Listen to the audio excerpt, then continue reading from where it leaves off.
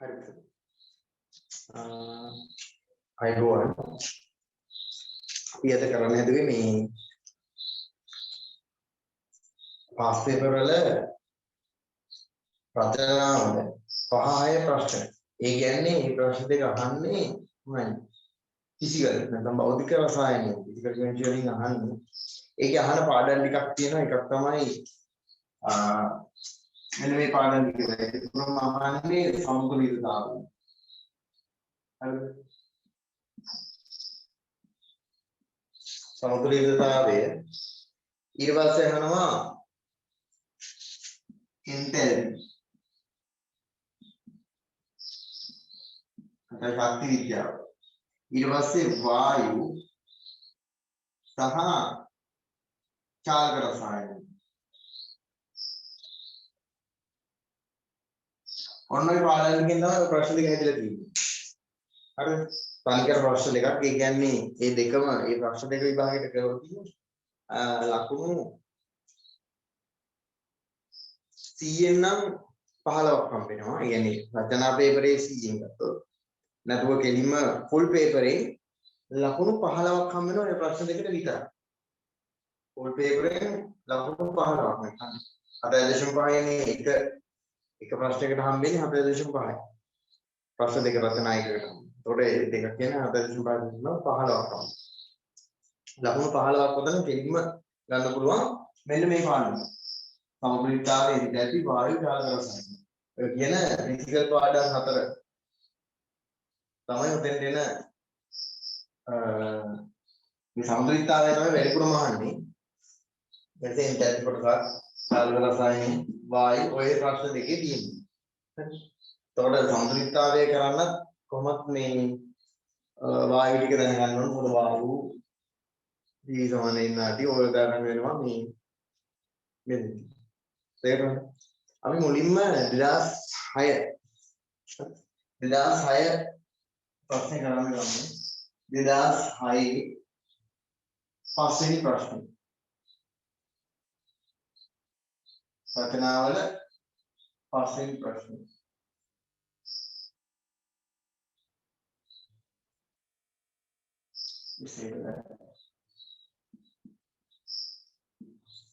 පස්වෙනි ප්‍රශ්නේ කරන්න ගමු. ඒකේ තියෙන මෙහෙම එකක්.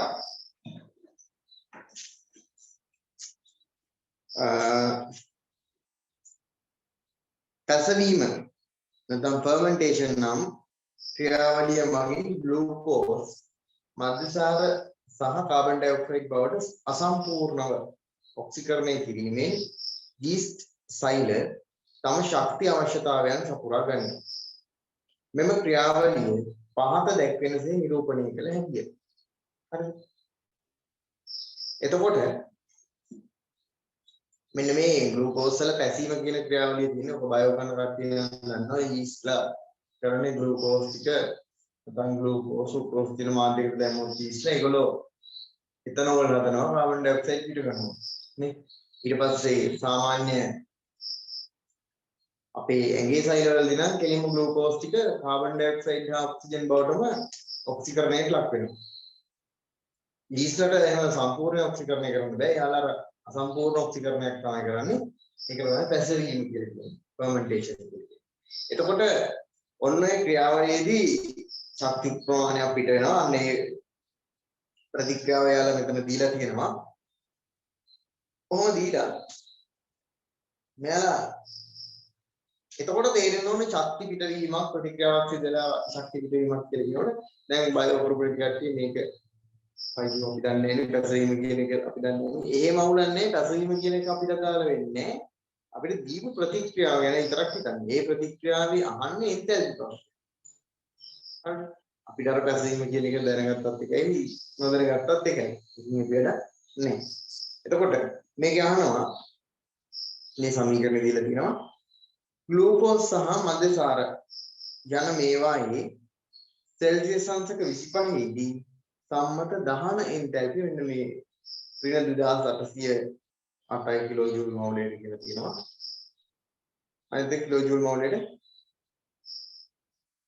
මෝලයට කිලෝ ජූල් ඍණ 1368යි කියලා දීලා තියෙනවා. එතකොට ඔය විදිහේ ග්ලූකෝස් වල මදසාර වල දහන ඉඳලා ඉඳලා.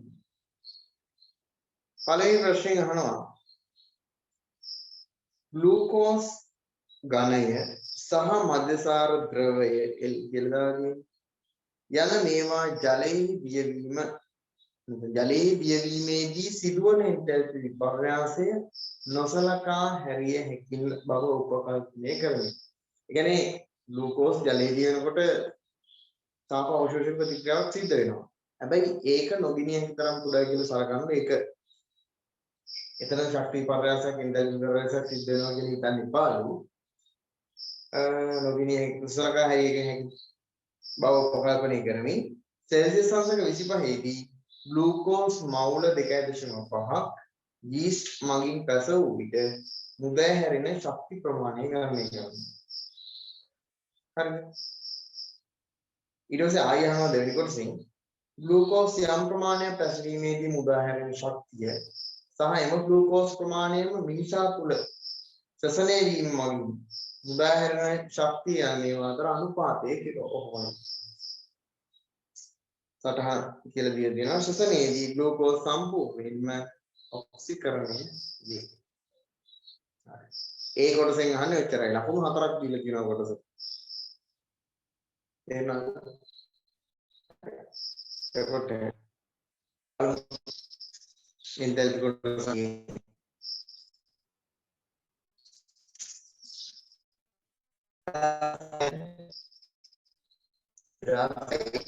පස්වෙනි ප්‍රශ්නේ. මේකේ දීලා තියෙනවා C6යි H12යි O6 අපි දීපු සමීකරණේ යමු.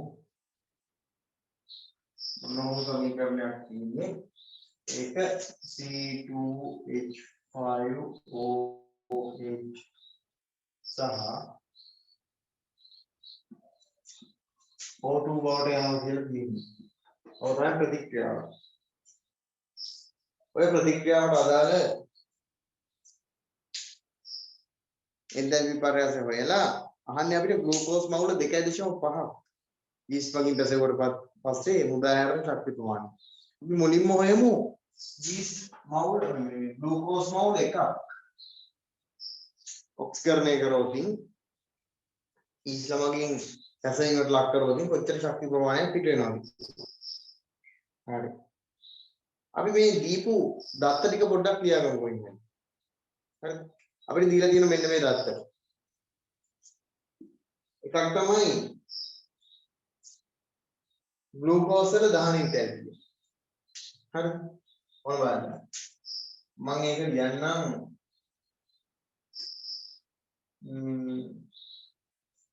මෙතන. මම පොඩ්ඩක් වෙනම ලියන්නම් මේ ටික මේකට හරවරයක් නොවෙන්නේ. ග්ලූකෝස් C6යි H12යි O6 ඔක්සිජන් එක්ක ප්‍රතික්‍රියා කරොත් හැදෙන්නේ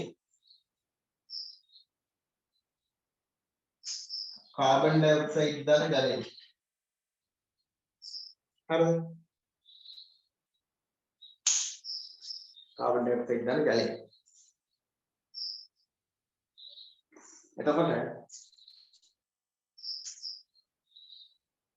අපි මේක තුලිත කරොත් කාබන් ඩයොක්සයිඩ් C6ක් තියෙනවා නේ. එහෙනම් කාබන් ඩයොක්සයිඩ් 6ක් හම්බෙනවා. ඔක්සිජන් මෙතන 6ක් තියෙනවා. මෙතන ඔක්සිජන් තියෙන්නේ 2යි. බලමු එහා පැත්තේ. හයිඩ්‍රජන් මෙහි 12ක් තියෙනවා. මෙහි 6ක් දාගන්න. එතකොට හයිඩ්‍රජන් 12යි. එතකොට ඔක්සිජන් මෙහි 6 වරක් දෙක 12යි. මේ 6යි 18යි. මෙතන 6ක් තියෙනවා. ඊළඟ මෙතෙන්ට දාගන්නවා 6ක්. එතකොට ඔක්සිජන් ලක් ඒ පැත්තේ 18යි හරි. ඕක තමයි ග්ලූකෝස් වල පූර්ණ දහනය නැත්නම් ග්ලූකෝස් වල දහන එන්ටල්පි. හරිද? ග්ලූකෝස් වල දහන එන්ටල්පි කීයද ඩෙල්ටා H සම්බන්ධ අගය වෙන්නේ C ඩෙල්ටා H සම්බන්ධ C කියලා අපි දාන දහන එන්ටල්පි. ඔක කියනවා ඍණ 2808යි කිලෝජූල් මවුලට. ඍණ ගානක් එන්ටල්පි ඍණ ගානක් කියන්නේ තාපය පිට වෙනවා කියන්නේ.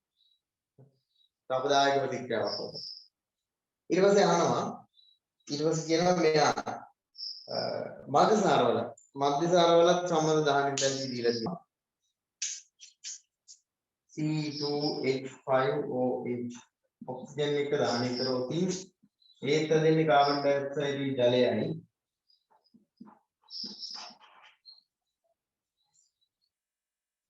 මෙතන කාබන් දෙකක් තියෙන හින්දා එහා පැත්තේ කාබන් ඩයොක්සයිඩ් කියන්නේ සූර්ය දාහනේ ලක්ෂණනේ කාබන් ඩයොක්සයිඩ් දෙකක් හැදෙනවා මේක ඊට පස්සේ හයිඩ්‍රජන් මෙහි දෙනවා 5යි මෙතන 1යි 6යි දැන් ජලය හැදෙන්න ඕන 3යි H2O ඔක්සිජන්ලා මෙහි දෙනවා 3යි 2 4යි 4යි 3යි 7ක් මෙතන තියෙනවා 1ක් මෙතන දානවා 3ක් මෙතන 1යි 3යි 6යි 1යි 7යි මෙතන 4යි 3යි 7යි ඔක්සිජන්ලා හයිඩ්‍රජන් හරි කාබන් හරි ඒ ප්‍රතික්‍රියාව පොඩ්ඩයි ඒකට අදාළ ඩෙල්ටා H සම්මත C C2H5OH වල අගේ වෙන්නේ ඍණ 1868යි කිලෝජූල් මවුලයට තේරුණාද ඊට පස්සේ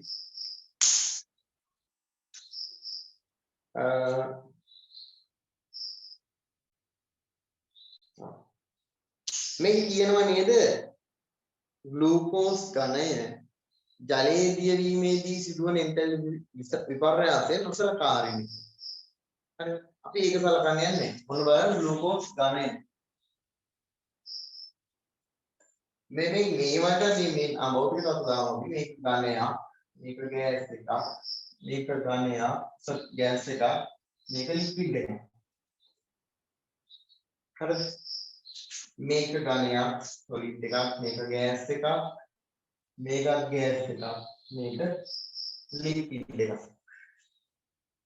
හරිද එතකොට මේක ජලීය ද්‍රාවණයක් aqueous ඒක යුදෙන්නේ ඕකේ aqueous උනේ ග්ලූකෝස් ඝනය ජලයේ දිය කරලානේ ඒ ජලයේ දිය කිරීමෙන් සිදුවන එන්තල්පි විපර්යාසය නොසලකා හරින්න ඕනේ C9H12යි O5 ඝනය හරිද ඔන්න බලන්න දැන් මට පුළුවන් මේක දහනය කරන්න වැඩිපුර ඔක්සිජන් ටිකක් දාලා දහනය කරන්න පුළුවන් කියලා. හරි. අනිත් එක මම මෙන්න මේකත් තුලිත කරන් ඉන්නම්. ඔන්න මම මේක තුලිත කරනවා මේ බලන්න. මෙතන C6යි H12යි O6යි. ග්ලූකෝස් එකක් මෙතන මම එක තියාගෙන අනිත් ඒවා ඊට අනුරූපව තුලිත කරගන්නවා. මෙතන කේලක්ම තියා ගන්නවා. එකයි කියලා ග්ලූකෝස්. හරි. සීල් මෙතන 6ක් නම් මෙතන කාබන් 6ක් වෙන මෙතන 3ක් දාගන්න. 3 2 6යි. එතකොට හයිඩ්‍රජන් 12ක් මෙතන තියෙනවා. එහෙනම් මේ පැත්තේ හයිඩ්‍රජන් 12ක් තියෙන්න ඕන. හරි. අනිත් එක දහනය වෙනවා නම් ඔක්සිජන් තියෙන්න බෑ. ඔක්සිජන් අපි මේකේ මෙතෙන් ඔක්සිජන් දැම්ම කියලා වැරද්දක් වෙනවාද? සම්මත තත්ත්වයට තියෙන මූලද්‍රව්‍ය වල එන්තැල්පි විපර්යාසය බිඳුවයි. ඒ සම්මත තත්ත්වයට තියෙන ඕනම මූලද්‍රව්‍යයක උත්පාදන එන්තැල්පි කියන එක බිඳුවයි. සම්මත තත්ත්වයට තියෙන ඕනෑම මූලද්‍රව්‍යයක උත්පාදන එන්තැල්පි බිඳුවයි. නම් තියරි පොත් බලන්න. උත්පාදන එන්තැල්පිය බිඳුවයි කියන්නේ එයා ගැප් වෙලා තියෙන එන්තැල්පිය බිඳුව. එහෙනම් මම මෙතෙන්ට ඔක්සිජන් දැම්මත් මෙතෙන්ට දැම්මත් මෙතන කොහාට හරි දැම්මත් මූලද්‍රව්‍ය එතෙන්දී එන්තැල්පි විපර්යාසයක් සිද්ධ වෙන්නේ නැහැ. අපිට ඕන මූලද්‍රව්‍ය ගන්න. හැබැයි ප්‍රතික්‍රියාව මොනවයි නෝද? තුලිත වෙන්න ඕනේ දාන මූලද්‍රව්‍ය. මම මෙතෙන්ට ඔක්සිජන් දාගන්නවා. හරි. ඒක හරියි. ඊට පස්සේ මෙන්න බලන්න ඔක්සිජන් කතන්දරේ හරි කාබන් මෙහෙ 6යි විතරක් තියෙන 6ක් කරගන්න 3 ඉලක්කම් දෙනවා මෙතෙන්ද 3 දෙනවා හයිඩ්‍රජන් මෙහෙ 12යි බලමු මෙතන 5යි 5 3 15ක් තියෙනවා හයිඩ්‍රජන් වල මෙතන හයිඩ්‍රජන් එකක් තියෙනවනේ ඒකට මේ 3 ඉලක්කම අදාළයි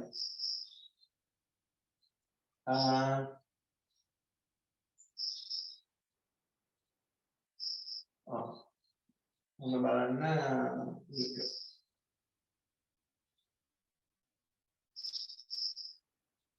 පහයි මෙතන හයිඩ්‍රජන් එකයි එතකොට එනවා 5 3 15යි මෙතන හයිඩ්‍රජන් එකක් තියෙනවා එතකොට 3ක් වෙනවා 18ක් වෙනවා හයිඩ්‍රජන් තුනට නෑ තාම හරිද ඊට පස්සේ ඔක්සිජන් මෙතන 6යි මෙතන 6ක් තියෙන ඔක්සිජන් ලා මෙහෙදි ඔක්සිජන් තුන්වරක් මෙතන 3යි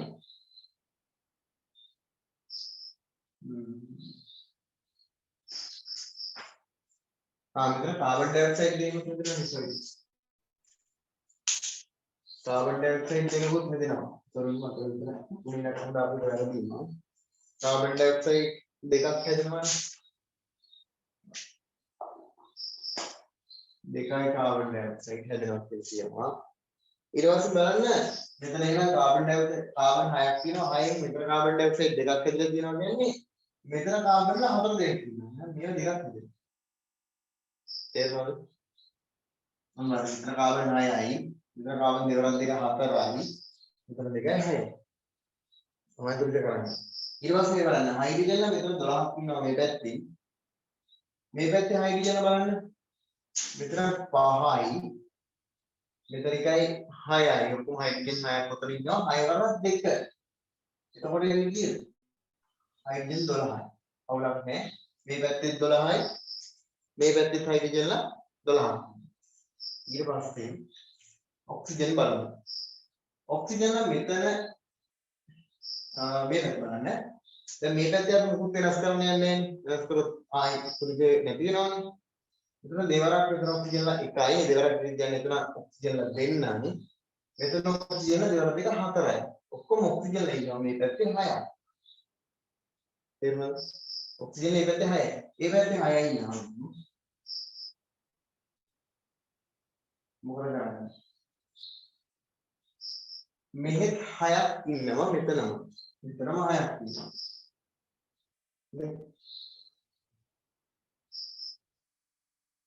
එතකොට මෙතන ඔක්සිජන් දෙක මම ඒ ඔක්සිජන් දෙක මෙතනින් මොහොම ලියනවා අවුලක් නැහැ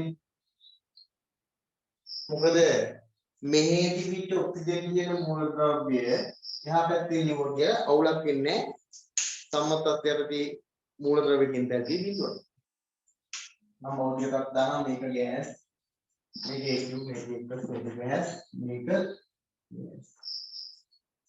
බලන්න ඊට පස්සේ මේ ඝනය ග්ලූකෝස් ඝනය මෙතෙන්ට ඒකස් වුණා කියලා එන්තල්පි පර්යාසයක් ඇත්තටම නම් සිද්ධ වෙනවා අපිට හැබැයි පොතේ කියලා තියෙනවා අන්නේ සිදුවන එන්තල්පි පර්යාසය නොසලකා කියන තරම් කුඩායි කියලා ගන්න නොසලකා හරි මෙතෙන්දී එන්තල්පි පර්යාසයක් සිද්ධ වෙන්නේ නෑ කියලා හිතන්න දැන් එකකින් ඉතන බිඳුවයි මෙතන ඔක්සිජන් ගෑස් එක ගිහින් තියෙන්නේ මෙතන ගෑස් එක බවට. ඒකෙත් ඔක්සිජන් වල මුකුත් වෙලා නැහැ. මේකෙත් එන්තල්පි පර්යාසයක් නැහැ. ඔන්න බලන්න. දැන් අර 10 එන්තල්පි මේකට මෙන්න මේ 10 එන්තල්පි දෙක මේකට ඇඳගන්න. තේරුණාද?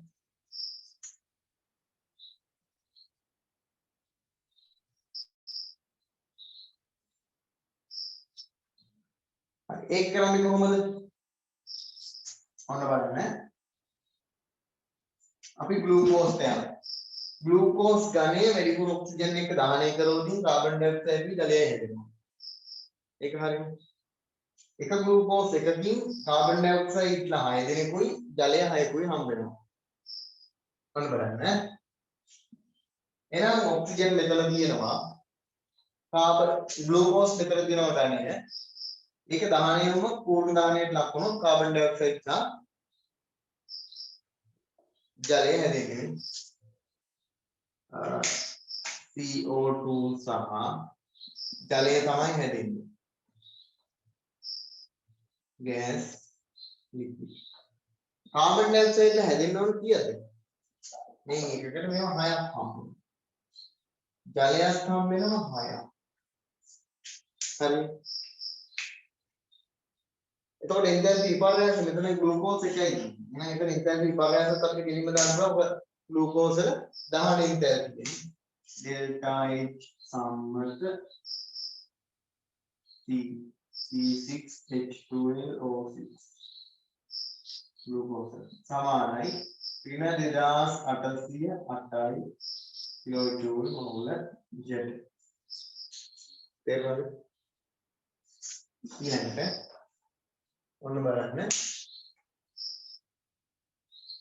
මෙන්න මේවා නැත්තම් මොනවාද?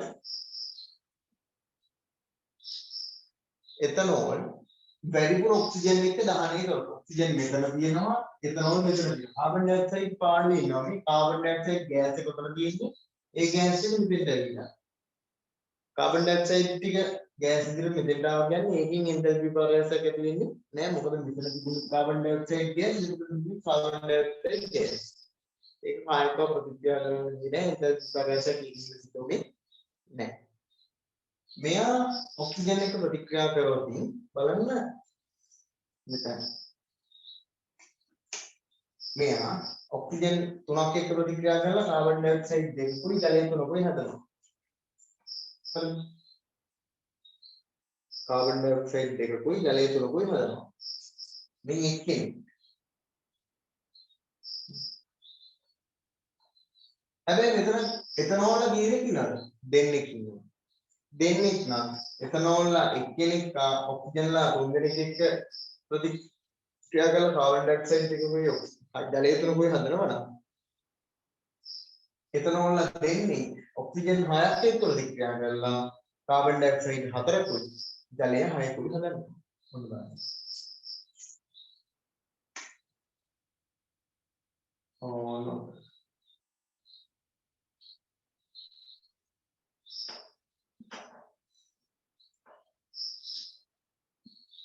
හරිද? එතකොට එතනෝල්ලා දෙන්නෙක්ගෙන් 4යි ඇතුළේ තියෙන කාබන් ඩයොක්සයිඩ්. කෙනෙක්ගෙන් දෙකක් ගන්නවා දෙන්නෙක්ගෙන් 4ක් ඇතුළේ. 4යි. එතකොට මේ 6ක් උනේ කොහොමද? 6ක් උනේ මෙතන තිබිච්ච කාබන් ඩයොක්සයිඩ් දෙකක් උඩට ආවා. මේ 6 හැදිලා තියෙන්නේ මේකෙන් ආපු කාබන් ඩයොක්සයිඩ් 4යි. මෙතනින් ආරම්භ වෙන තිබිච්ච කාබන් ඩයොක්සයිඩ් දෙක. ඔක්කොම හරි. ඒක තමයි මේ කාබන් ඩයොක්සයිඩ් 6ක් උනේ. තේරුණාද? ඊට පස්සේ ඔතන එන්තැල්පි විපර්යාසය වෙන්නේ ඔන්න බලන්න. ඩෙල්ටා H සම්මත C කාගේද? C2H5OH. ඒක වගේ දෙගුණයක්. දෙන්නෙක් ඉන්නවා. එහෙනම් ඍණ 1968යි වැඩි කිරීම 2යි කිලෝජූල් මොල් තේරුණාද? ඊළඟට මෙතන බිඳුව. ඒක අපිට කියලා තියෙනවා පොතේ දත්තයක් විදිහට දීලා තියෙනවා ජලයේ තියෙන එන්තැල්පිය නොසලකනවා. මේක බිඳුවයි. එතකොට තේරෙනවද මේ වාමාවර්ත ඊතලවල එකතුව සමානයි දක්ෂිනාවර්ත ඊතලවල. මම ඉලක්කම් දාලා පෙන්නන්නම්. 1 2 3 4 1 2 3 කියන තුනම තියෙන්නේ එකම පැත්තට. ඒක සම්පූර්ණයක් දාලා තිබ්බම අපි සලකන්නේ මේ විදිහට. හරි. සම්පූර්ණයක් දාලා මේ ඉදිරි ප්‍රතික්‍රියාවේ ඉඳලා වෙනවා අතන දීලා හොයන්නේ. ඒක තමයි දාන්නේ නැති එක ඩෙල්ටා H සම්මත පස්සේ මේ ඩෙල්ටා H සම්මත කිලෝමිටර් දැම්ම වෙන පුත් දකුණක් දැම්මේ. එහෙනම් 1 ධන 2 ධන 3 සමානයි 4ට. තේරුණාද? එතකොට මේක බිඳුවයි. අපි මේකගේ ඒක දන්නේ මේක තමයි හොයන්න ඕනේ ඩෙල්ටා x සම්බන්ධයි. මේක. තුන්වෙනි එක දෙවරක් වින 1367යි. කිලෝජූල් මවුල 8 සමාන වෙනවා මේ ඔක්කොම සමාන වෙනවා වින 2808යි කිලෝජූල් මවුල 8 ඕක කරාම ඩෙල්ටා x එකේ හොයන්න. ඔය එන්නේ කොච්චරකද? ග්ලූකෝස් මවුල එකක් පැසවීමට ලක් වුණොත් සිදුවන එන්තල්පි පරිණාමය. අපෙන් අහන්නේ ග්ලූකෝස් මවුල එකකට නෙමෙයි. ග්ලූකෝස් මවුල 2.5කට. ඉස්සෙල්ලා මේක හොයාගන්න. හොයාගෙන ඉවරලා ග්ලූකෝස් මවුල 2.5කට හොයන්න. තේරුණාද? මේක මොනවා හරි ගැටලුවක් තියෙනවා අහන්න.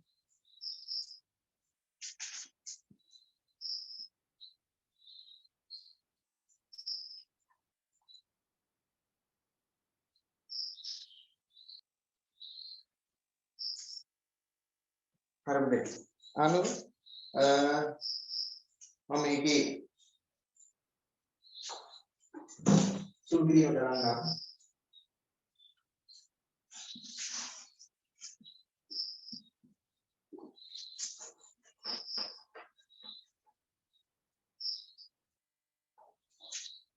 එතකොට මේ බලන්නේ ඉල්ලුව දැරලා ඩෙල්ටා x සම්මත ගන්න දෙවරක් 1368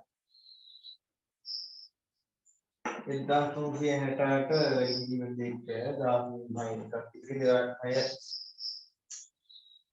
12 1 13 කට්ටියගේ දෙවරක් 3 6 1 7 දෙවරක් 2736යි රින 2736යි කිලෝජූල් මවුලට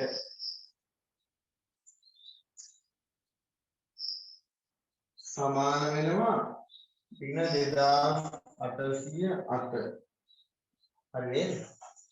2808 මේක මෙහෙට අරන් යන්න මේක එහා පැත්තට යද්දි දාන වෙනවා ඩෙල්ටා x සම්මත අගය සමාන වෙනවා ඍණ 2808 ධන 2736 2808 1736ක් අඩු කරනවා 10 අපි 6ක් දෙකයි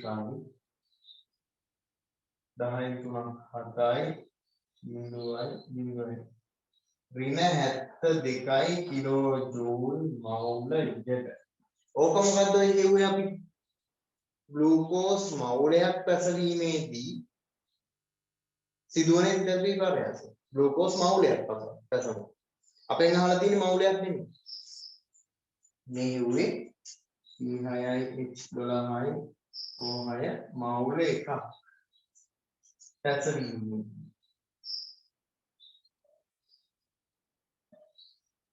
එන්තල්පි විපර්යාසය ඍණ 72යි කිලෝජූල් වගේ තේරුණාද අපිට අපෙන් අහන්නේ ග්ලූකෝස් මෝල් කොච්චරද 2.5කට ඒ නිසා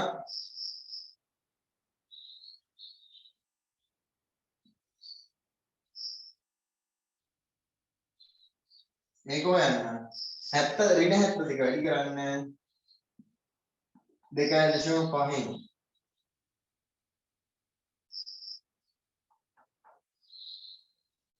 එතකොට උත්තරයක් එනවා. එතකොට මෙතන ඒකකයේ තියෙන කිලෝ මෙතනදී කිලෝජූල් මවුල 8. එතකොට 2.5යි මවුල වලින් වැඩි කරන්නේ. තේරුණාද? මවල ඒ ගානින් වැඩි කරද්දී උත්තරේ එන්නේ 72 25න් වැඩි කරලා දශම ස්ථානයක් කියන්නේ. වසර 10.1 එකක් ඉදිරි වසරකට 35 1 36යි 4යි 4යි. අගේ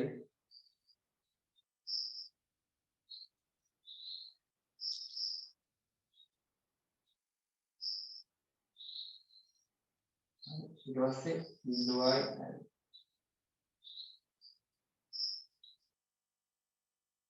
180යි මේ දෙන්නේ. ඍණ 180යි කිලෝ ජූල් විතරයි. ඍණ 180ක් වෙනවා කිලෝ ජූල් වලින්. උත්තරේ. තේරුණාද ඒක? ඒක හදාගන්න. අපි යන් දෙවෙනි කොටසට.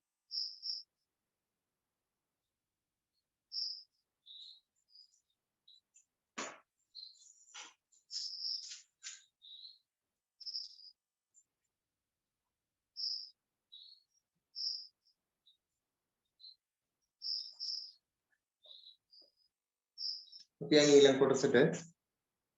ඒක අහන්නේ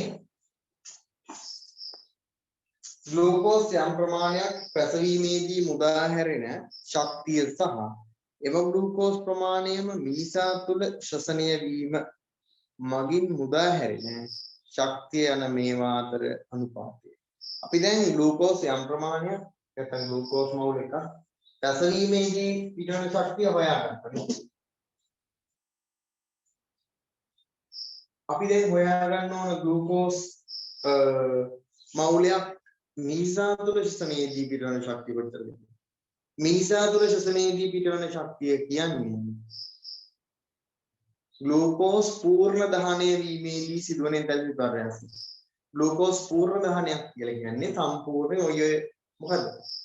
ග්ලූකෝස් වල දහන එන්තල්පි. තමයි අපේ ශරීරය ඇතුලේ සෛලවලදී සිද්ධ වෙන්නේ. තේරුණාද? සෛලවල සිද්ධ වෙන්නේ ග්ලූකෝස් වල දහන එන්තල්පියම නම් ඉතින්දි පිට වෙනවා ඍණ 2808ක් මෝලෙට කිලෝ ජූල් වලින්. එතකොට මේ දෙක අතර වෙනස බලන්න. බලමු.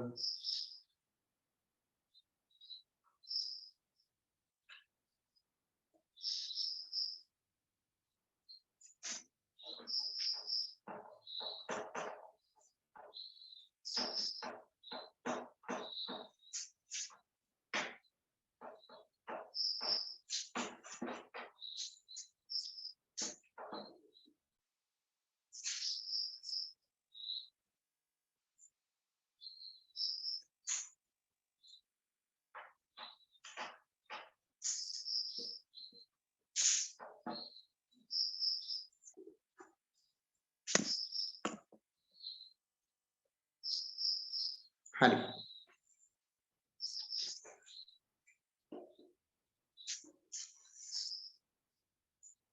ඔතන කියලා තියෙනනේ ශ්වසනයේදී ග්ලූකෝස් සම්පූර්ණයෙන් ඔක්සිකරණය වෙනවා. සම්පූර්ණයෙන් ඔක්සිකරණය වෙනවා කියන්නේ කෙලින්ම ග්ලූකෝස් ටික කාබන් ඩයොක්සයිඩ් හා ජලයටම යනවා. අර අපි මෙහෙම ඉඳලා අහුවලා මේකෙන් පාරවල් දෙකකින් ඉන්නේ අන්තිමට හැදලා තිබ්බේ කාබන් ඩයොක්සයිඩ් සහ ජලය. මේ කෙලින්ම ග්ලූකෝස් ටික කාබන් ඩයොක්සයිඩ් සහ ජලය බවට පත් වෙනවා. ඒක දැන් පූර්ණ දහනයක් කියන්නේ. ඒකනේ හුස්ම ගන්නකොට දැන් හුස්ම ගන්නකොට ඔක්සිජන් ගන්නවා ඒ ඔක්සිජන් එක සෛලවල ග්ලූකෝස් පූර්ණ දහනයට ලක් වෙනවා. මේ හරියට නිකන් පිච්චෙන වගේ දෙයක් තමයි වෙන්නේ. එතකොට ග්ලූකෝස් අසම්පූර්ණ ඔක්සිකරණයට ලක් වුණා නම් ඒක එතනෝල් හැදෙන්න ඕන. නැත්නම් වාහනයක එන්ජින් එකකදී වගේ අසම්පූර්ණ ඔක්සිකරණයට ලක් වුණා නම් මේ හුස්ම පිට කරනකොට මේ කළුදුමයක් වෙනවා. ඒ අසම්පූර්ණ දැවිලා නොදැවුණු කාබන් අංශුවෙ පිට වෙනකොට නොදැවුණු කාබන් අංශුවෙ පිට වෙනකොට නේද කළුදුම. නහයින් කළුදුම දාන්නේ. කළුදුම නොදාන්න හේතුව තමයි ග්ලූකෝස් පූර්ව දහනයට ලක් වෙනවා. නහයින් කාබන් මොනොක්සයිඩ් කියන්නේ එහෙම නොයන්නේ හේතුව තමයි पूर्व दहනයට අපි කෙලින්ම ග්ලූකෝස් ටික කාබන් ඩයොක්සයිඩ් හා ජලය බවටම එනවා. අපි ප්‍රාශ්වාස කරලා කියන්නේ කාබන් ඩයොක්සයිඩ් සහ ජල වාෂ්පය එනවා. කාබන් මොනොක්සයිඩ් නොදැවුණු කාබන් නයිට්‍රේට් යන්නේ දැනීම වෙන්නේ මාසෙකින්. හරි. එතකොට අහන්නේ අනුපාතය. තුනේදී ග්ලූකෝස් ග්ලූකෝස් යම් ප්‍රමාණයක් පැසීමේදී මුදා හැරෙන ශක්තිය සහ එම ග්ලූකෝස් ප්‍රමාණය මිනිසා තුළ ශ්වසනය වීමේ මුදා හැරෙන ශක්තිය යන මේවා අතර අනුපාතය. හරි. පැසීමේදී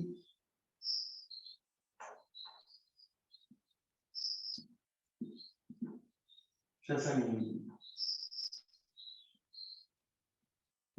පැසීමේදී ඍණ 72යි කිලෝජූල් මවුලට ශ්වසනයේදී ඍණ 2808යි කිලෝජූල් මවුලට.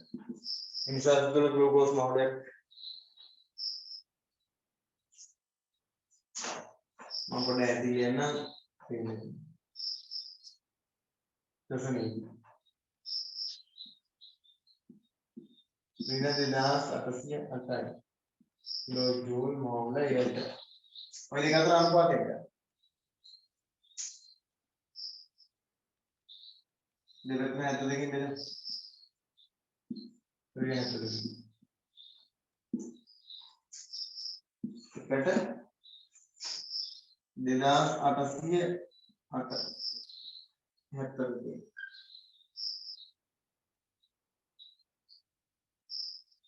අතරම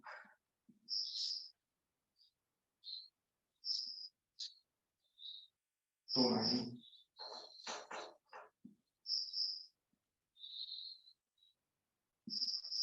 Desviar-se.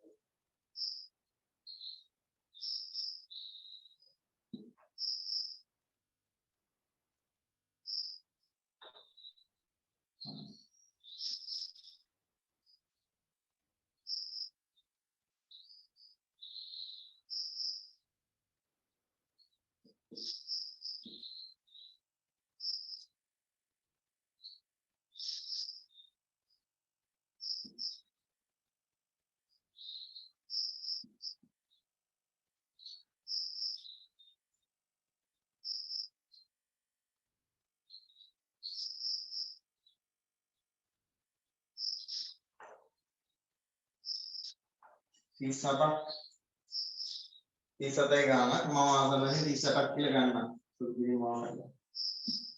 හරි. ඉතල තිසටක් අනුපාතය. තේරුණාද? ඔය ගාන ගත්තා නම් ඇති. අනුපාතය අහන්නේ. හරි. B කොටස. යම් B කොටසද? ඒක අහන්නේ මේ සමග දී ඇති රූප සටහනින් දැක්වෙනුයේ වායු පිටවීමට ඉඩ නොදෙන ඝර්ෂණයද බරද රහිත පිස්ටනයක් සවි කර ඇති දෘඩ සිලින්ඩර් ආකාර බඳුනකි. එච් අණු බඳුන තුල වායුවක් ඇති විට බඳුනේ පතුලේ සිට පිස්ටනය දක්වා ඇති උස වන අතර P අණු පිස්ටනය මත බලපෑගෙන බාහිර පීඩනයයි. පිස්ටනයේ හරස් කළ වර්ග ප්‍රමාණය 8.34 වැඩි කිරීම 10 ඍණ 2යි වර්ගමීටර වේ. හරිද? මම බලමු P ටික ඒ කියන විස්තර වලට අනුව රූපය හඳගමු අපි.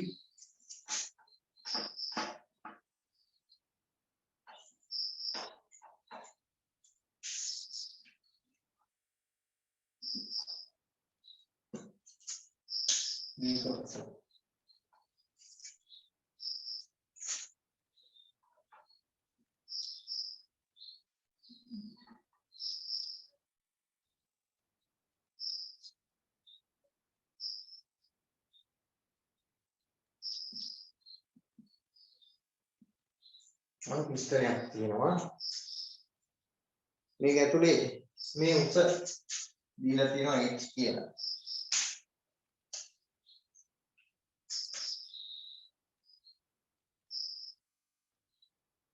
මේක හාස්කල වර්ගඵලය a කියන එක දීලා තියෙනවා 8.3යි 1.4 වැඩි කිරීම 10 වර්ග මීටර. ඊට පස්සේ දීලා තියෙනවා p කියලා මේක පීඩනය. බාහිර පීඩනය. ඔච්චරයි. ඊට පස්සේ කියනවා පළවෙනි කොටසෙන්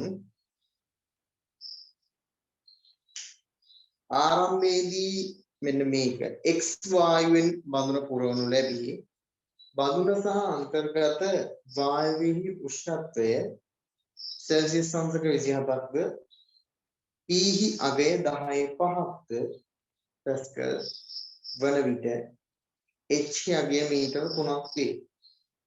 බඳුන තුල ඇති x මවුල ප්‍රමාණය ගණනය කරන්න. වායු වලින්නේ ඒ ප්‍රශ්නේ ඇවිල්ලා තියෙන්නේ වායු පාඩම. අපි දැන් අගයන් කියවලු P වලගේ එක වැඩි කිරීම 10.5යි ප්ලස්. මේක දාලා තියෙන්නේ x කියලා වායුව. තේරුණාද? මේක අපේ උෂ්ණත්වය සෙල්සියස් අංශක 27යි. සෙල්සියස් අංශක 27යි කියන්නේ කෙල්වින් නම් 300. ඊට පස්සේ h වලගේ මීටර 3යි. තේරුණාද? ඉතින් වායු වලට අදාළව මේ ගහන වායු මවුල ප්‍රමාණය මේ x කියන වායුව පරිපූර්ණය කියලා උපකල්පනය කරමු.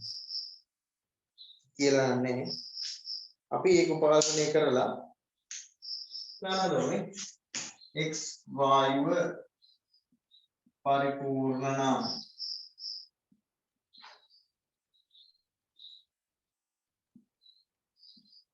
බඳුනට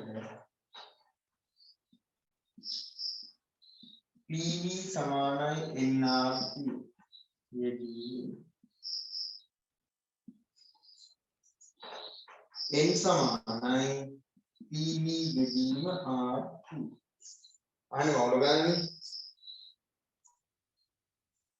x වායුව විඝටනය වෙලාවත් මුකුත් වෙලා නැහැ මේ අවස්ථාවේදී. එහෙනම් පීඩනය එක වැඩි කිරීම 10.5යි පැස්කල් බඳුනේ පරිමාව කොහොමද වෙන්නේ? සිලින්ඩරයක්. මේ බඳුන සිලින්ඩරයක් කරනවා සිලින්ඩරයක පරිමාව වෙන්නේ කොහොමද? මෙන්න මේකේ වර්ගඵලය වැඩි කිරීම උස. මේ රවුමක් ඉන්නේ ඒක පයියාවල් දාලා අපි වර්ගඵලය වෙනවා. ඒ අපිට ඒව දාලා හොයන්න දෙයක් නැහැ. කෙලින්ම අපිට දීලා තියෙනවා මෙන්න මේක වර්ගඵල විතරයි. ඒක දාලා ඒ වෙනුවට ඒ වරක් h. නම් ඒ වලගේ 8.3යි 1.4 වැඩි කිරීම 10.2යි වර්ග මීටර. උස 3 මීටර. ඔන්නතර වර්ග v වලගේ එනවා පරිමාවනේ. බලන්න 8.8 r වලගේ 8 සාරවත්‍ර වායු නිදේ 3.4 වැඩි කිරීම 8.3යි ජූල් මවුලයට කෙල්වින් වැඩි කිරීම උෂ්ණත්වය කෙල්වින් 300යි. ඒවලු කැපිනියෝ ප්‍රමාණය දැන් බලන්න 8.3යි 8.3යි 4 කැපෙනවා. ඊට පස්සේ 10.5කට 3ක් ඉතුරු වෙද්දි මේ දෙකක් කැපෙනවා. මේ 3ට මේ 3 කැපෙනවා. 10 වෙන දෙකකට 10න් දෙකක් කැපිලා 10 එකක් විතර ඉතුරු. 10 එකයි කියන්නේ 10යි. එහෙනම් ඉතුරු වෙන්නේ 10යි. මවුල ගන්න. මවුල ඉතුරු වෙනවා. මවුල 10යි. තේරුණාද? මවුල 10යි.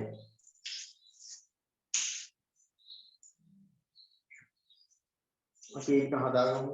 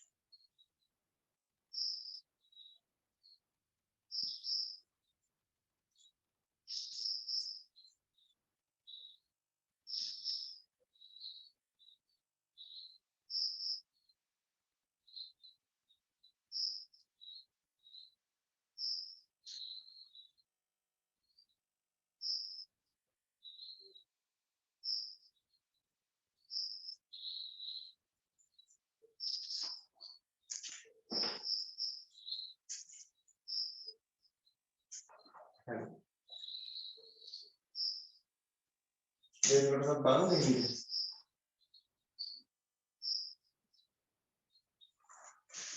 දෙවෙනි කොටස අහන්නේ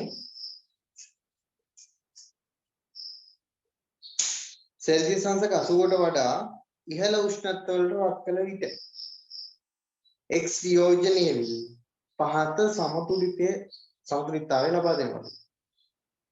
හරිද? මොකද සමතුලිතතාවය? X යනවා 2x යනවා y සහ z වල. X කියනවා සමතුලිතයක් හදනවා 2x යනවා y සහ z ගෑස්. මේ ඔක්කොම ගෑස්. ඔක්කොම ගෑස්. එතකොට කියනවා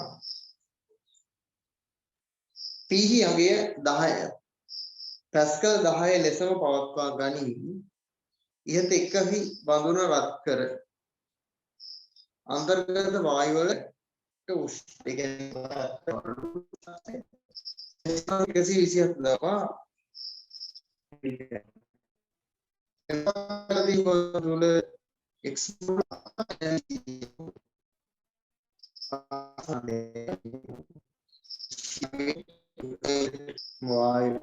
වායු වල අංශකින් සෙල්සියස් අංශක 127 දී ඉහත සමතුලිතතාවය සඳහා සමතුලිතතා නියතය කිරියය. හරි. අපි දැන් ඔය තියෙන දත්ත ටිකට අනුව මේ ටික හදාගමු. මේ බඳුන දැන් අලුත් තත්ත්වයේ යටතේ අලුත් තත්ත්ව ටික දාගමු ওই බඳුනේ. ওই බඳුන කියන්නේ දැන් ඔයාලා මෙන්න බලනවා කනිනෝ නායි මේ කොටසට දාන්න. හොඳේ. ඒක ලියාගෙන ඉවරද?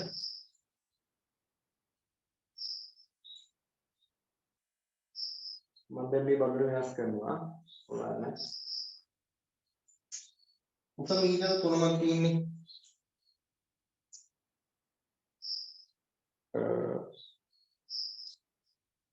h යගේ දන්නේ නැහැ අපි හොඳ. ඒක වෙනස් වෙලා තියෙනවා අපි දන්නේ කොහොමද.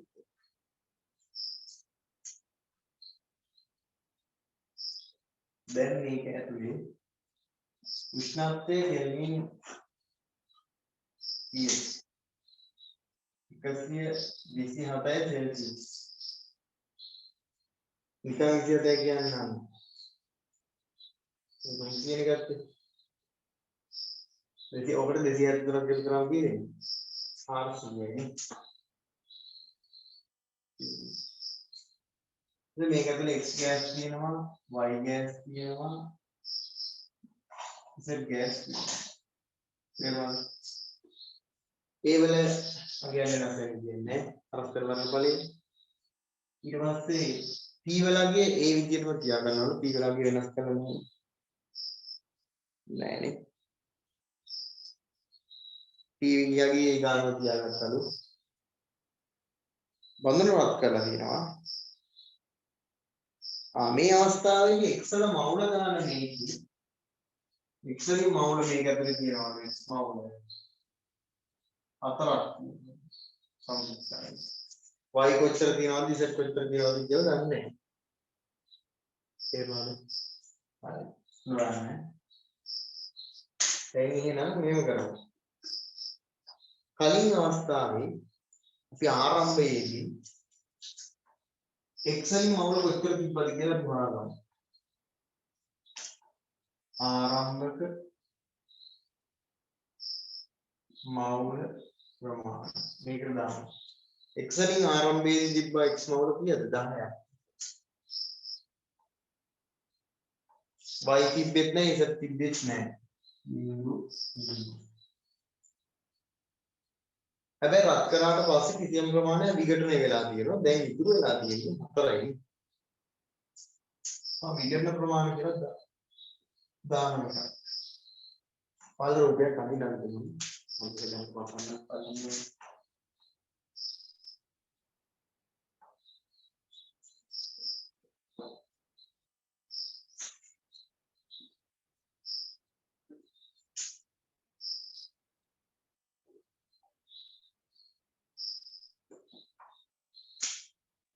විඝටන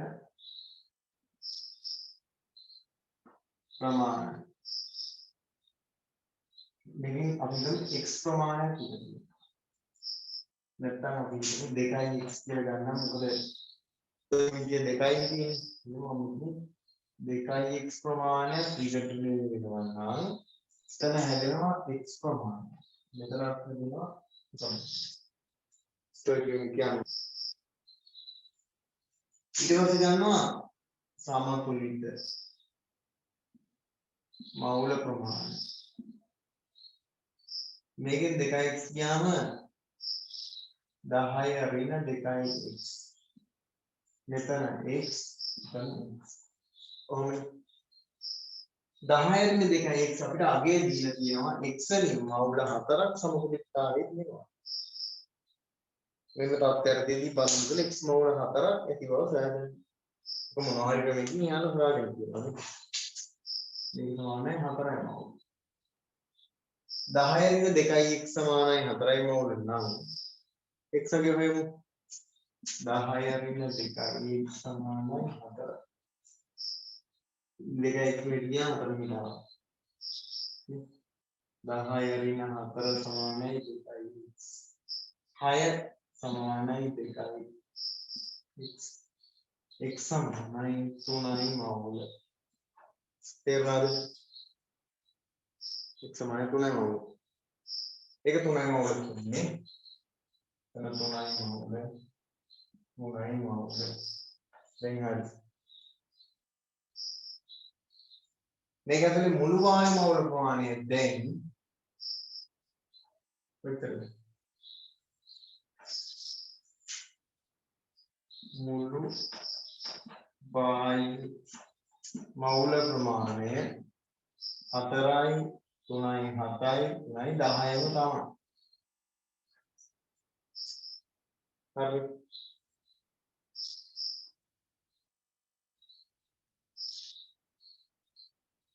බලන්න ඇතුලේ පීඩනය එක වැඩි කිරීම 10 5ම තමයි. ඒ උඩින් යොදන පීඩනයම තමයි එතන ඇතුලේ තියෙන්නේ. තේරුණාද? හරි. h අගය අහනවා කොහොමද හොයන්නේ h අගය? මේක ඇතුලේ තියෙන මුළු මාය මවුල ගාන දන්නවනම් පීඩනය දන්නවනම් h වල අගය දන්නේ මොකද? දැන් මේ අවස්ථාවේ ඒ වල අගය දන්නවනම් උෂ්ණත්වය දන්නවනම් ඒකත් මොකද? PV සමාන n අපි දන්නේ කොහොමද? සියලු වායු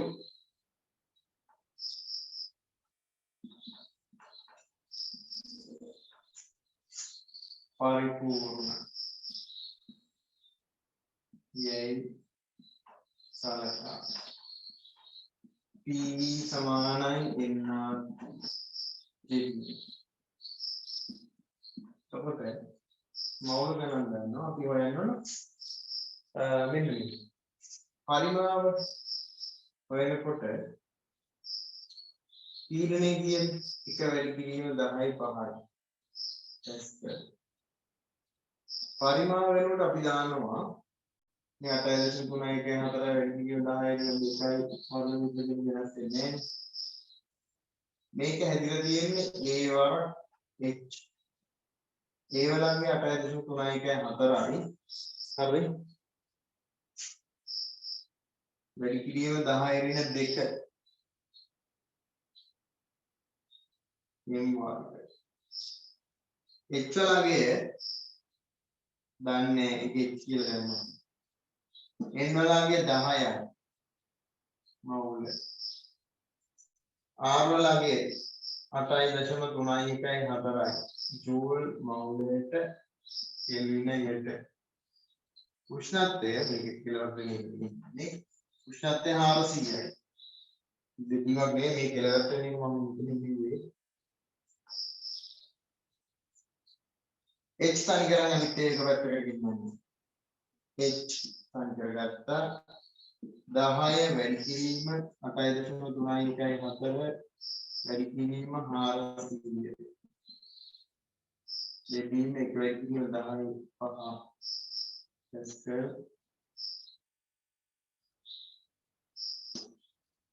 8.314 වැඩි කිරීම 10 වෙන දෙකම. එහෙනම් බලන්න මේ කැපිටල් ගිවන්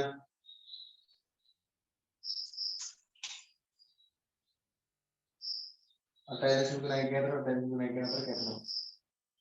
10 වෙන දෙකකට මේ දෙකක් කැපෙනවා 3ක් තියෙනවා. ඒ තුන මෙතන කැපෙනවා. ඒක උදේ ඉතුරු වෙනවා 4. යට මුකුත් නැහැ. මේ h සමානයි 4යි මීටර. උසක්නේ මීටර ගන්න. මීටර 4යි.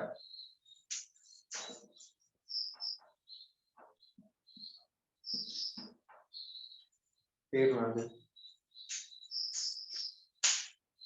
ඒක ලියා ගන්න පුතේ.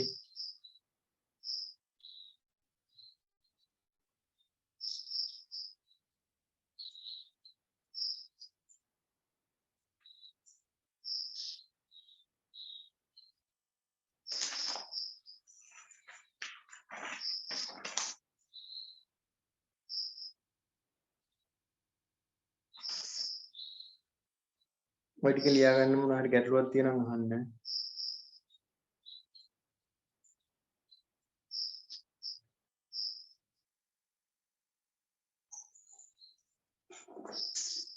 ඊළඟට අහන්න අපේ අපි h කියන්නේ මීටර 4යි. x y සහ z යන වායු වල ආංශික පීඩන අහන්නේ. ආංශික පීඩන කොහොමද හොයන්නේ? ඔකට උදාහරණ වායු වල ඔයාලා වායු වලදී ඉගෙනගත්ත දෙයක්. මොකද වායු මිශ්‍රණයක් තියෙනකොට ඒකේ මුළු පීඩනය දන්නවනම් අර වායු මිශ්‍රණයේ තියෙන වායු වල මෞල භාග හොයාගන්න පුළුවන්. ඔය මෞල භාගයේ මුළු පීඩනය වැඩි කරා නම් එක් වායු වල ආංශික පීඩන ගන්න පුළුවන්. ඉතින් ඒ මොකද අර ඩෝල්ටන්ගේ ආංශික පීඩන නෙමෙයි. ඒක මේක බලන්න.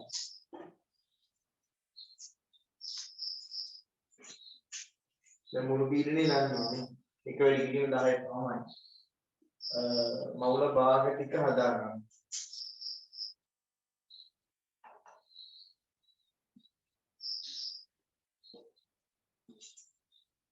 මෞල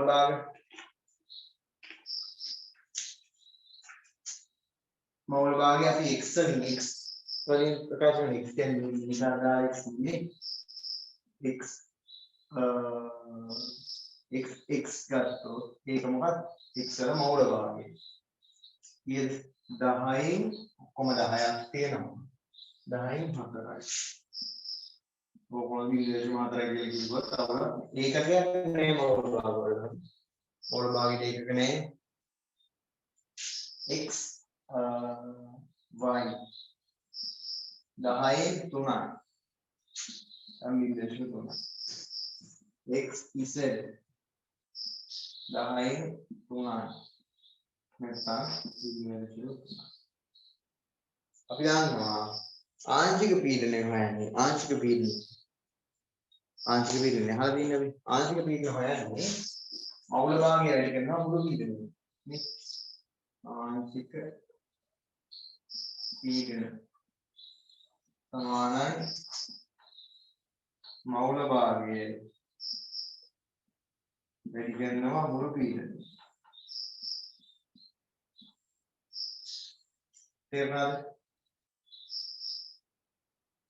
මෞල භාගය දන්නවා මුළු පීඩන ටික මුළු පීඩනයක් දන්නවා. එහෙනම් මේ ආංශික පීඩන හොයන්නේ යන්නේ.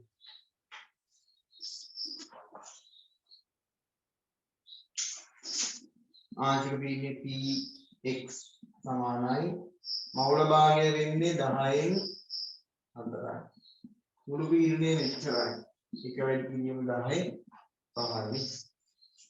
එතකොට මේ 10ට මේකක් කැපෙනවා. 4 වැඩි කිරීම 10යි 4යි.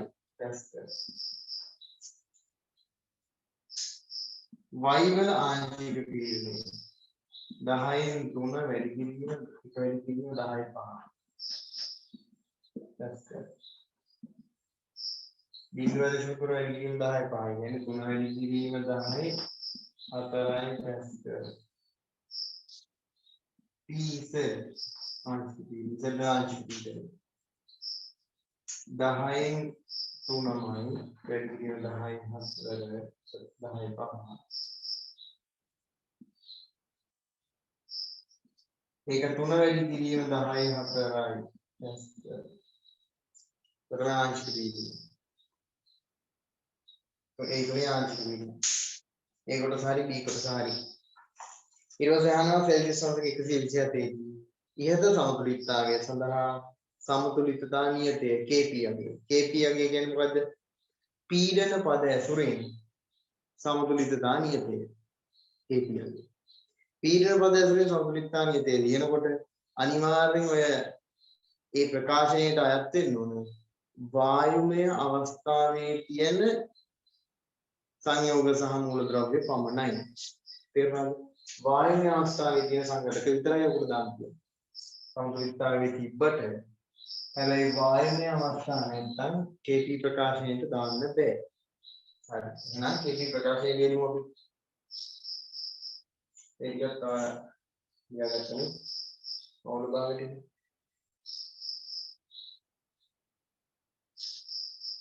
KP ප්‍රකාශනය ලියමු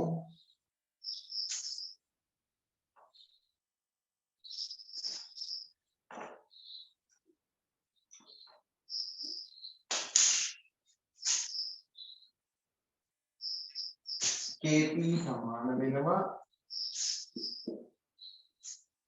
මොනවාද ඵලවල ආංශික පීඩනය P වල ආංශික පීඩනය ස්ටොයිකියෝමීටර් බලයට දාන්න ස්ටොයිකියෝමීටර් එක දැම්මොත් ඉතල නෑ PZ දෙවීම ප්‍රතික්‍රියකවල ආංශික පීඩනය ස්ටොයිකියෝමීටර් බලයට දාන්න ස්ටොයිකියෝමීටර් දෙකයි ඉන්න බලයට දානවා දෙක එහෙනම් දැන් මොන ආංශික පීඩන ටික දාගෙන ගියා නම් හරි KP අගය හොයන්න තියෙන්නේ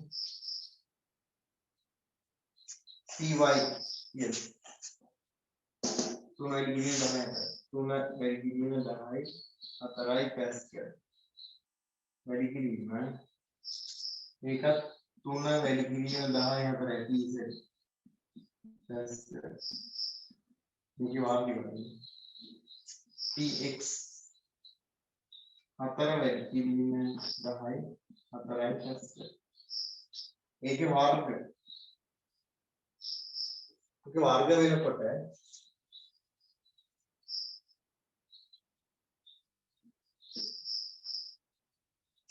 මෙහෙම මේකෙත් වර්ගනේ උඩේකෙත් වර්ගනේ 3 වැඩි කිරීම 10 අතර දෙකක් තියෙන්නේ 9 වැඩි කිරීම 10යි මුල් කිරීමේ විලාසක එකතු 10යි 8 මෙතන 4 කියන්නේ 16 වැඩි කිරීම 10යි 8 මේකට මේ කැපෙනවා තේරුණාද 10යි 8 10යි 8 කැපෙනවා හරිද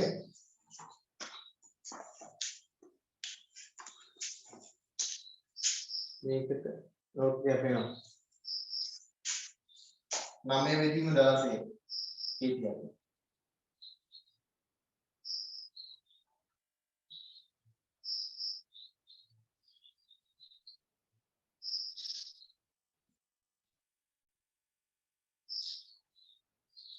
ඉන්දස පහට උගාන කියනවා මේකකින් 16 16 9 උගාන ඉවරන් හරි ඔබනම KP එකේ තොදින්දි ඒකක නැහැ මොකද මේ උඩ තියෙන පැස්කල් වර්ගයක් යට තියෙන පැස්කල් වර්ගයක් ඒකින්ද වර්ග වින්ද ඒකකයක් නැහැ මේ අවස්ථාවේදී KP ට තේරුණාද හරි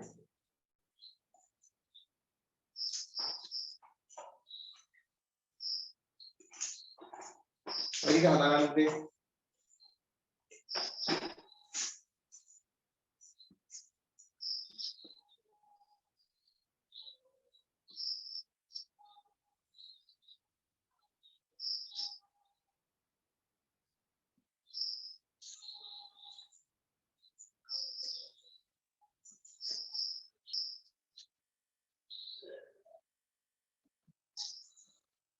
හරි. ඊළඟ කොටස යන්නේ මෙන්න මේ බඳුනට S නම් නිෂ්ක්‍රීය වායුවක් S නම් නිෂ්ක්‍රීය වායුවකින් මවුල 10ක් දානවා. ඒ මවුල 10 දාලා H අගය ඉහත දෙකෙහි ඒ කියන්නේ මීටර් 4ෙම තියා ගන්නවා. දෙකේ ඒ මේ කියලා කියන්නේ අපි අර කලින් ආගත්ත මීටර් 4 කියලා අපි දැන් ආ උත්තරේ ඒ මීටර් 4ෙම තියා ගන්නවා. පවත්වා ගනිමින් පද්ධතිය සෙල්සියස් අංශක 127 දී සමතුලිතතාවයට එළඹෙන්න දුන්නා. උෂ්ණත්වය වෙනස් කළත් නැහැ. මේ උස වෙනස් කළත් නැහැ. තේරුණාද? මේ උස වෙනස් කරේ නැහැ කියන්නේ මේ වර්ගඵලය කොහොමද දෙයක් නේ. ඒ කියන්නේ පරිමාව වෙනස් කළත් නැහැ. උෂ්ණත්වය වෙනස් කළත් නැහැ. ඒක මොකක්ද වෙනස් කරන්නේ? පීඩනය වෙනස් කරනවා බලන්න. පීඩනය ගැන අපිට කියලා නෑ. පීඩනය වෙනස් වෙන්නේ නැති. මොකද මේක පිටින් ආයෙ ටිකක් දානවා. පීඩනය වෙනස් වෙනවා. සමතුලිතයි මේක 127 සමතුලිතතාවයට ලක් වෙන ඉඩ දුන්නා. දැන් එයා මේ මාර්ග ටික අතුල කරලා මේ පිස්ටන් එක නිදහසේ චලනය වෙන්න පුළුවන් යනවා. හරිද? මෙම තත්ත්වය යටතේදී XYZ සමහර එජ්ජොස වෙනස් වෙලා නැහැ. ඒ කියන්නේ පිස්ටන් එක කොයි ගානක් තියෙනවා.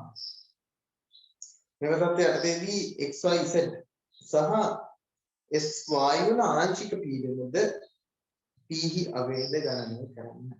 බලමු. ඒ දීපු තත්ත්වත් එක්ක මේක ලියා ගන්න.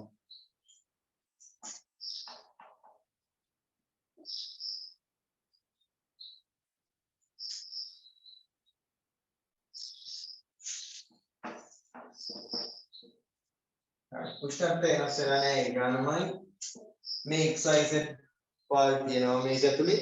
ඊට අමතරව අලුතෙන් දාලා තියෙනවා S කියන වායුවකින් මවුල කොච්චරද 10යි.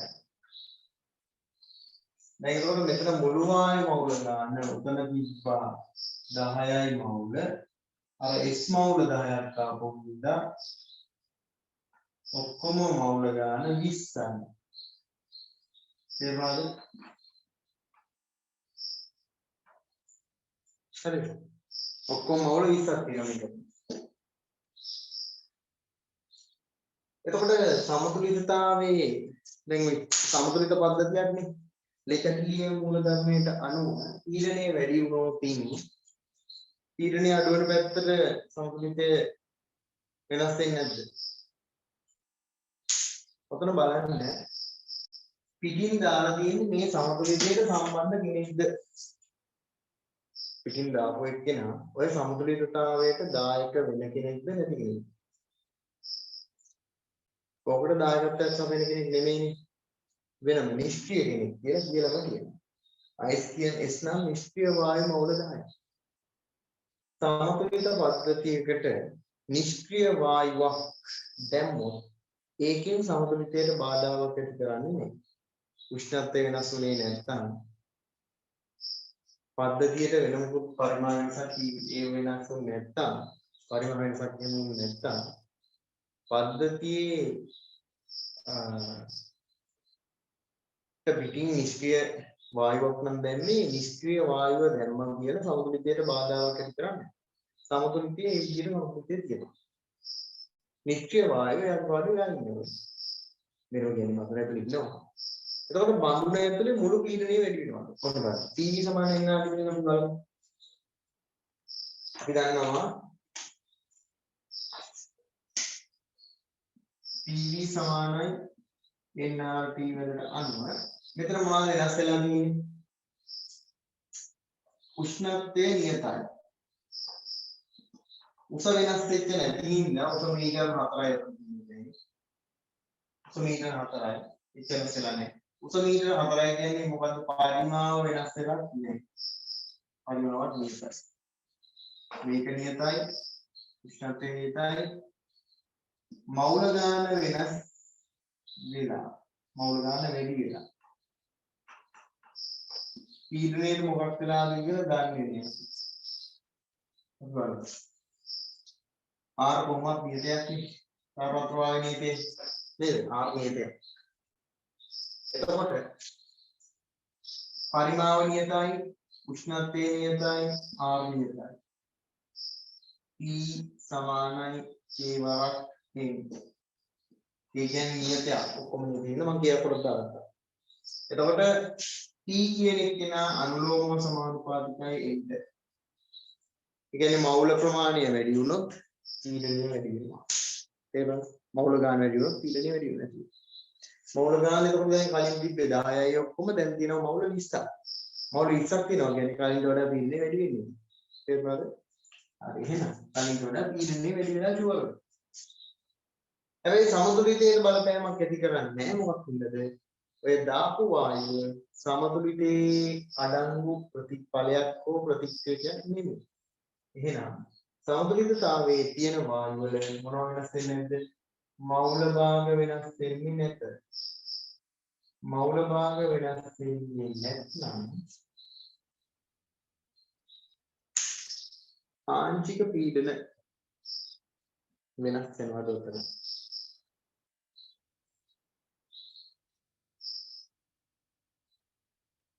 sorry මවුල භාග වෙනස් වෙනවනේ. මොකද මුළු මවුල ගාන වෙනස් වෙනවා. sorry මුළු මවුල ගාන වෙනස් වෙනවා. හැබැයි මොකද දැන් ඔන්න මවුල භාග ටික අපි කියන්නේ මවුල භාගයේ 20න් 4යි. මම මොනවද? px py සහ pz කියන දෙන්නම මේ දෙන්නගේ මානසික පීඩනයේ 3 බෙදීම 20 වැඩි කිරීම නිම මෙතන දාන්නේ මුළු පීඩනය පීඩන එකක් දාන්නේ පීඩන දැන් කොන මවුල ගාන අනුවනේ පරිමාව වේ මොකද පීඩනය වැඩි වෙන්නේ මවුල ගානට අනුලෝමව සමානුපාතිකයි පීඩනය වැඩි වෙච්ච මවුල ගානට අනුව පීඩනය වැඩි වෙනවා පීඩනය වැඩි වෙනවා වගේම මවුල භාගය මොකෝනේ කලින් තිබ්බේ 10න් 4 දැන් තියෙන්නේ 20න් 4 10න් 4 කියන්නේ 0.4යි 20න් 4 කියන්නේ 0.2යි කලින් ගානට වඩා ආංශික පීඩනය නෙමෙයි මවුල භාගයේ භාගයකට අඩුයි පීඩනය එහෙනම් දෙගුණයක් පීඩනය බලන්න මවුල ගාන කලින් තිබිච්ච මුළු මවුල ගාන වගේ දැන් මවුල ගාන දෙගුණයක් වෙනවා මවුල ගාන දෙගුණයක් වෙනවා කියන්නේ පීඩනය දෙගුණයක් මුළු පීඩනය දෙගුණයක් කරනකොට මෙයාගේ මවුල භාග භාගයක් එතකොට ඔයාලට තේරෙනවද මේවයි ආංශික පීඩන වලට කිසිදු බලපෑමක් වෙලා නැත ආංශික පීඩන නියතයි ඔය ගණන්ම තමයි ආංශික පීඩන වෙනස් වෙලා නැහැ තේරුණාද මුළු පීඩනය වැඩි වෙනවා මවුල භාග අඩු වෙනවා ඒ වුණාට ආංශික පීඩන තේරුම් ගන්න එහෙනම් අපි මෙන්න මේ ටික ලියාගන්න හරිද ඊට තව කරුණක් දාලා උඹ කියනවා S මගින්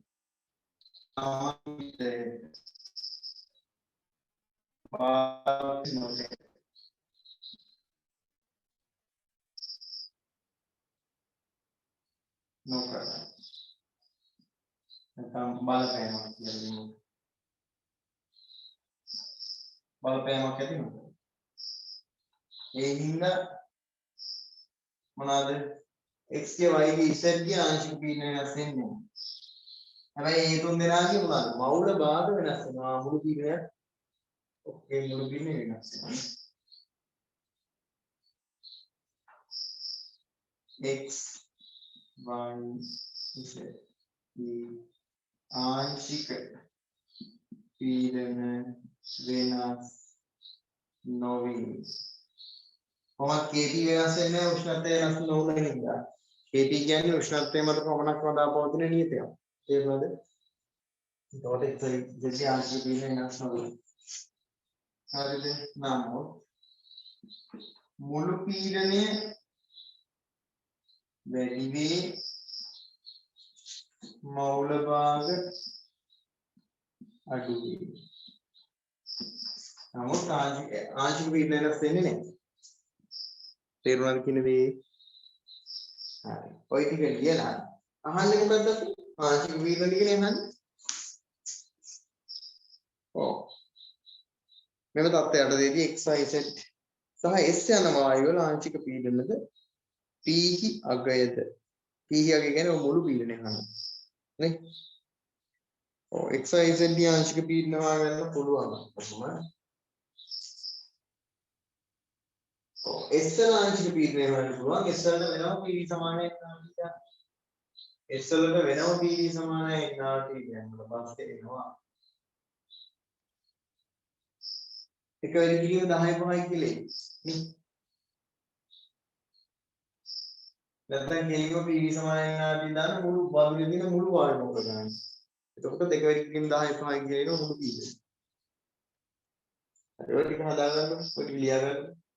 මොන දිවස් එක කියන්නේ. මේ ටික ලියා ගන්න. ආන්සර් දෙන්නේ මේ ඉස්සර ටික ලියන්න.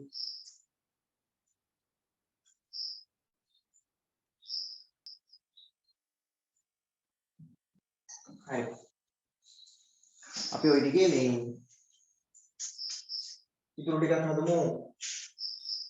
S ලාංකික පීඩනය මුළු පීඩනය කියන්නේ. බලන්න මම මේක මකන්නම්.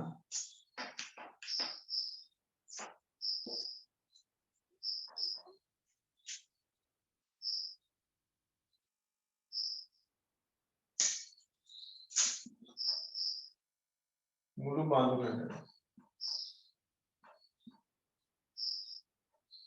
E සමානයි NRT AB. හරි. එතකොට A දන්නවා මුළු මොන ගන්න P වයන්න ඕන NRT ගෙදීම P. N කියන්නේ මවුල 10යි. R කියන්නේ 8.3.1.4 මවුලයට සෙන්ටිමීටර. උෂ්ණත්වය 400මයි. V වලගෙන H කියන්නේ 4 මීටර. වර්ගඵලය 8.3.1.4 වැඩි කිරීම 10 2යි වර්ග මීටර. එතකොට බලන්න 8.3.1.4 කියනවා. 4ට 400 440යි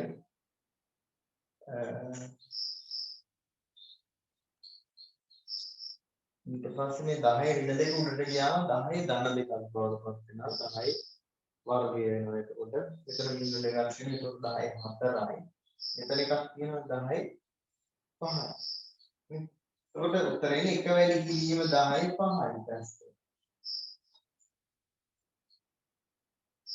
හරිද sorry මවුල ගාන 10ද 20ද මුළු මවුල ගාන 20යි එහෙනම් දෙක වැඩි කිරීම 10යි 5යි දැස්සේ මුළු පීඩනය එතකොට අර PQR sorry PQR නේ XYZ කියන වායු තුنين ඇති කරපු ආංශික පීඩන වල එකතුවක් එක වැඩි කිරීම 10යි 5යි බලන්න එක වැඩි කිරීම 10යි 5යි දෙක වැඩි කිරීම 10යි 5යි එක වැඩි කිරීම 10යි 5ක් අඩු කරාට පස්සේ එනවා කාගේ ආංශික පීඩනය S ආංශික පීඩනය එහෙනම් S ආංශික පීඩනය එක වැඩි කිරීම 10යි 5යි S ආංශික පීඩනය එක වැඩි කිරීම 10යි 5යි හරිද P S සමානයි එක වැඩි කිරීම 10යි 5යි තේරුණාද හරි ලේසි නේද හරිද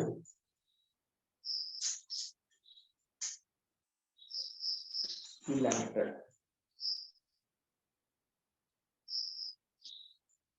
හරි ඒ කොටසට හරි උත්තර තුන්වෙනි කොටස හරි හතරවෙනි කොටස අහනවා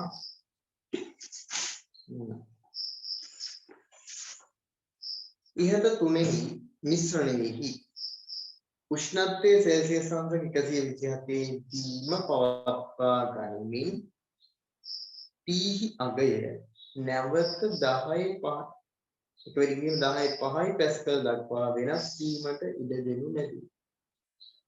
ඒ කියන්නේ අර වායු ටිකේ හැම තියෙද්දි මෙයාගේ උෂ්ණත්වයත් වෙනස් නොකර නැවත පීඩනය එක වැඩි කිරීම 10.5යි පැස්කල් බවට වෙනස් වෙන්න දුන්නා. මෙව නව සමතුලිත තත්ත්වයට තේදී H යගේද x y z යන සහ වායු වල ආංශික පීඩනය ගණනය කරන්න. දැන් ඔය මේකේ උෂ්ණත්වය වෙනස් කරලා නැහැ කෙල්වින් 400. x y z සහ s කියන වායු ප්‍රමාණය විදිහට දැනට තියෙනවා. මෙයාලා කරලා තියෙන්නේ පීඩනය දැන් එක මේ අවස්ථාවේ කලින් අවස්ථාවේ ඉක්වලිටියෙන් 10 පමණ තියෙන්නේ. කලින් වාගත්තා.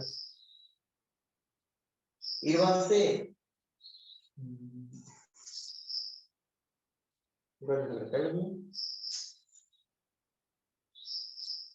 පීඩනය වෙන්නේ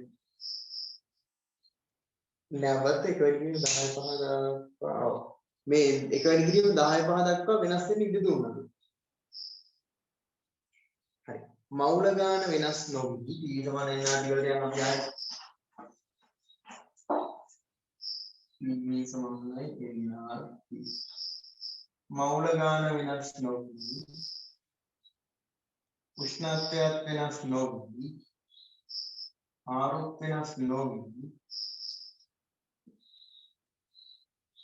පීඩනය කලින්ට වඩා දැන් මොකක්ද අඩු වෙනවා. මේ අවස්ථාවවල අමුත අවස්ථාවේ අඩු වෙනවා. එහෙනම් ඒක අඩු වෙනවා නම් පරිමාව වැඩි වෙනවා. පරිමාව වැඩි වෙනවා නම් ඉස්තුස වැඩි වෙනවා. ඉස්තනේ කුඩ කරන්නේ. එහෙනම් උෂ්ණත්වය වෙනස් කරේ නැහැ කියන්නේ අනිවාර්යෙන් සමතුල විදියට මුකුත් වෙන්නේ නැහැ. උෂ්ණත්වය වෙනස් කළත් නැත්නම් පිටින් වෙන වායුවක් දාලත් නැත්නම් සමතුල විදියට මුකුත් වෙන්නේ නැහැ. KP වෙනස් වෙන්නේ නැහැ. තේරුණාද? එහෙනම් ඔන්න බලමු දැන් අපි අලුත් එකට මම අන්නවා රූප.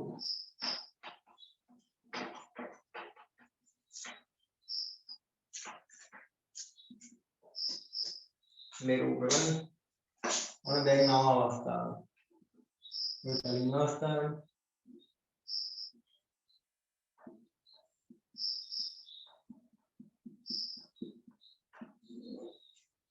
උස දන්නේ නෑ අපි. හැබැයි පීඩනය දන්නවා. පීඩනය දෙක වැඩි කිරීම 10.5 දෙකයි.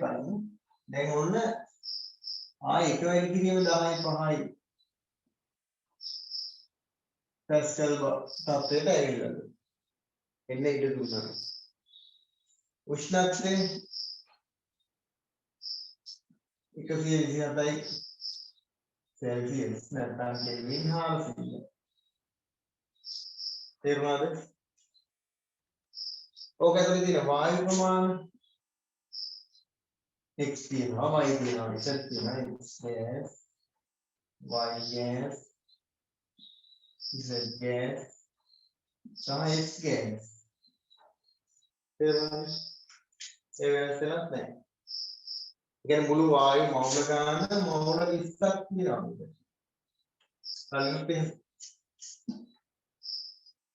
කලින් අවස්ථාවේ මවුල 20ක් තියෙනවා. තේරුණාද? එහෙනම් n නියතයි r නියතයි t නියතයි. උෂ්ණත්ව දෙකක් එකම නම් අපිට මේ අවස්ථාවේ මේක a හා a අවස්ථාව මේක b අවස්ථාව ගන්න. a හා b අවස්ථා දෙකට බොයිල් නියමය දාන්න පුළුවන්. ඇයි මොකද?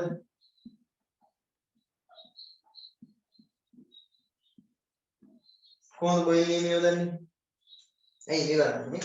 PV සමානයි P.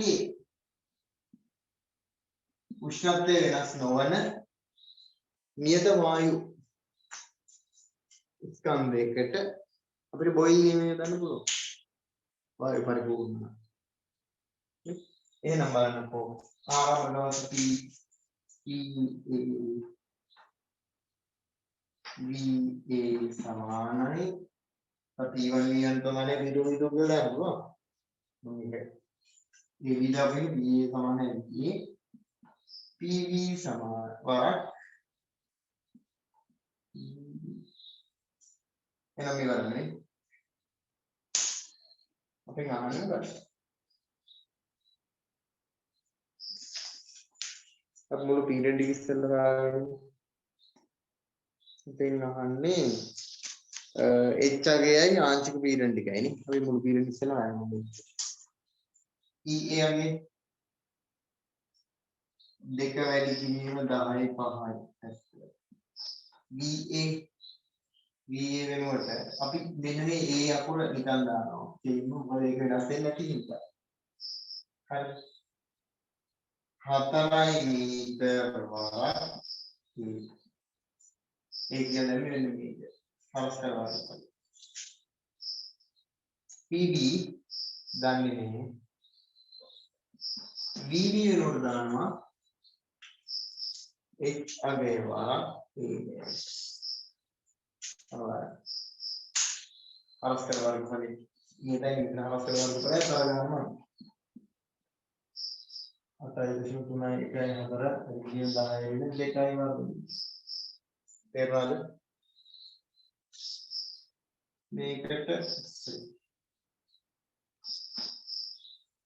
මේකට රුපියක් වෙනවා අපි බියගේ එකයි නේද ඉපෙලි ගිහින් 10 5ට 10 5 කැපෙනවා දෙවරක් 4 8යි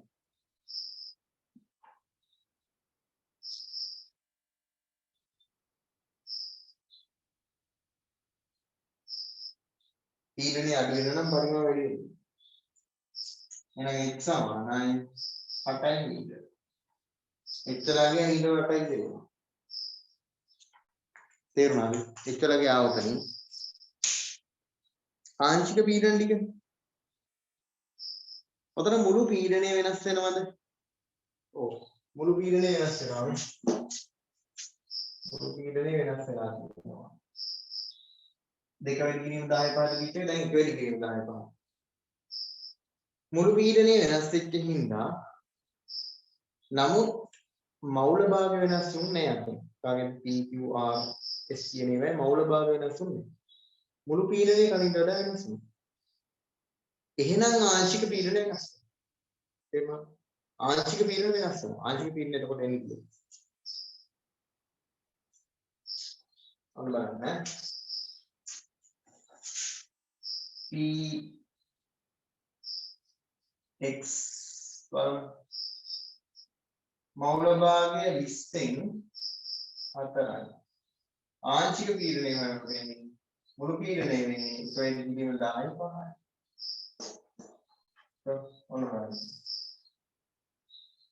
20න් 4 කියන්නේ 0.0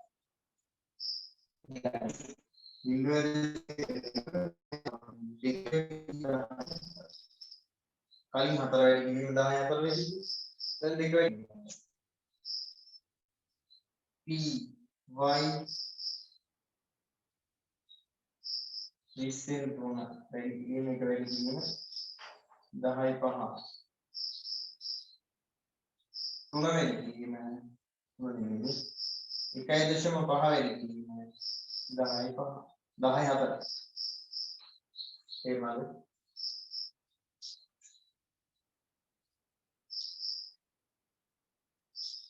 PZ ඒකත් 1.5 වැඩි කිරීම 10 4.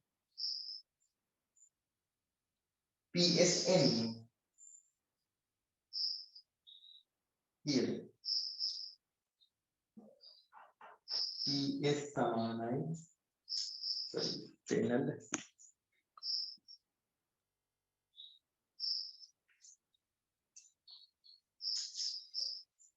20න් 10 වැඩි කිරීම 10 5.